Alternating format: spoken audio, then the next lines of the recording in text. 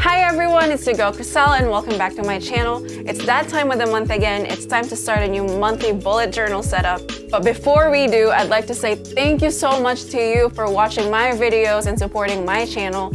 I recently changed my upload schedule to 1 video per week, so make sure you're subscribed. The button is down below, it's free, so hit that and subscribe. But anyway, I'm really excited to get started and I know you are too, so let's get right into it.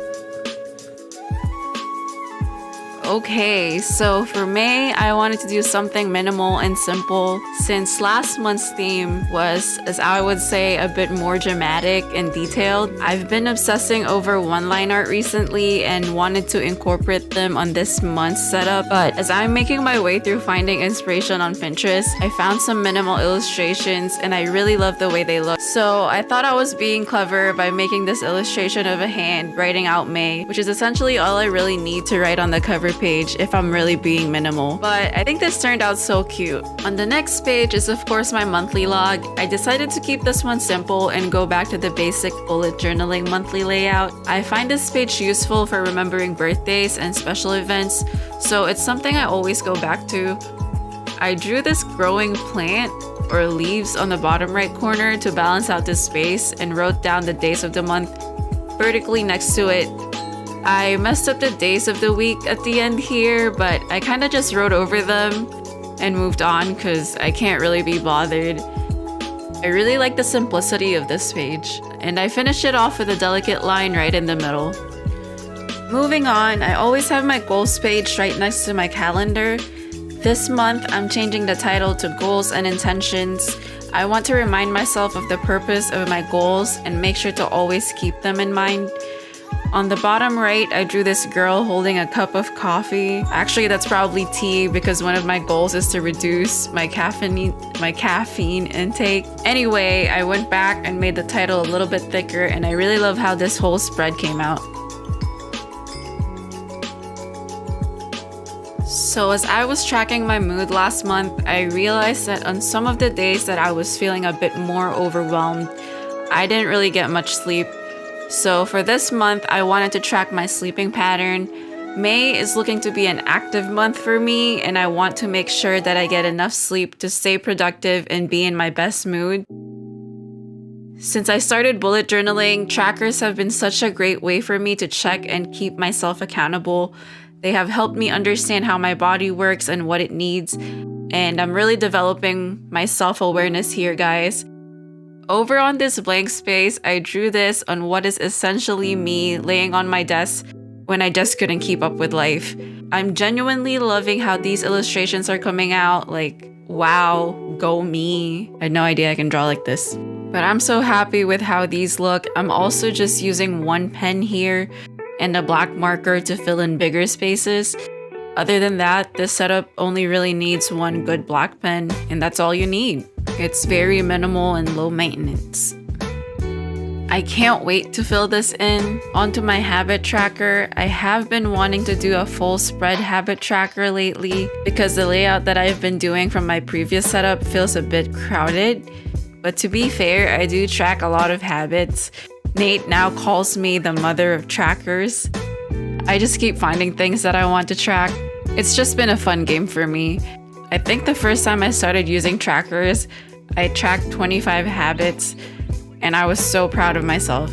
I really love this illustration that I made here.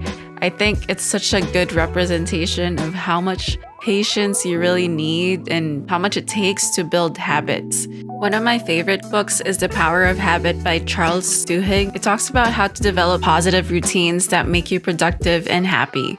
The next spread is my mind dump, a space for infinite possibilities. One thing I really admired about one-line drawings were the body silhouettes, so I experimented and had a little bit of fun with this illustration, and I'm obsessed on how this turned out. It's so cute, and it kind of looks like a tattoo, to be honest.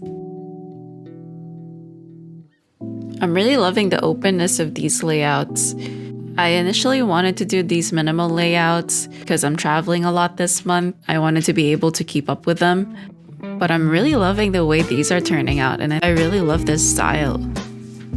May starts in the middle of the week, so the first weekly spread begins on a Wednesday.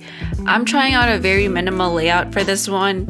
I divided the first page into 5 sections for the days of the week from May 1st to 5th, and on the left is where I'll write what I'm grateful for and a space for notes. For the illustration on this page, I wanted to have some kind of stars because May 4th is coming and I wanted to do a Star Wars reference, and this is what I came up with. I wrote, "May the Force be with you," to tie everything together at the end, and I thought it turned out so cute. Almost giving me this chase your dreams type of vibe. This weekly spread was so simple to do and it didn't take a lot of layout planning, and it still gives me the space that I need for gratitude and things to remember. That's exactly what I want from my weekly spreads, so I can't wait to see how this one works out. To tie it all together, I added this delicate line to add to the whole aesthetic. I love how simple and clean this looks, and I'm really excited to fill this in. And that's it for our first weekly spread. I went back and did my quote page. I struggled finding a quote for this month, but as I was scrolling through my phone looking at my saved quotes, this one showed up 3 times and I thought it must have really resonated with me. It says, "Trust the wait and embrace uncertainty." And that's the quote we're living by this month. Before I do a final flip through of this setup, here is a recap of last month's Game of Thrones setup. I just finished rewatching the whole show from season 1 to season 7. I've waited long enough to watch season 8. It's so hard to avoid spoilers, but I'm so excited. And finally, here's the final flip through of my May bullet journal setup. I'm really in love with the space and the illustrations. It feels very open and welcoming. I am so glad I went with something minimal and simple for this month, and I can't wait to fill this in. I decided to make a digital version of this layout. More details on that will be on my Instagram, so make sure you follow me. And as always, everything that I use here will be down below in the description box. I will leave all the links that you need. Alright everyone, so that was my May bullet journal setup. I hope you enjoyed planning and chilling with me. While I'm wrapping things up, I'd like to highlight one of my first subscribers and also show you guys the Game of Thrones inspired setup that you sent me last month.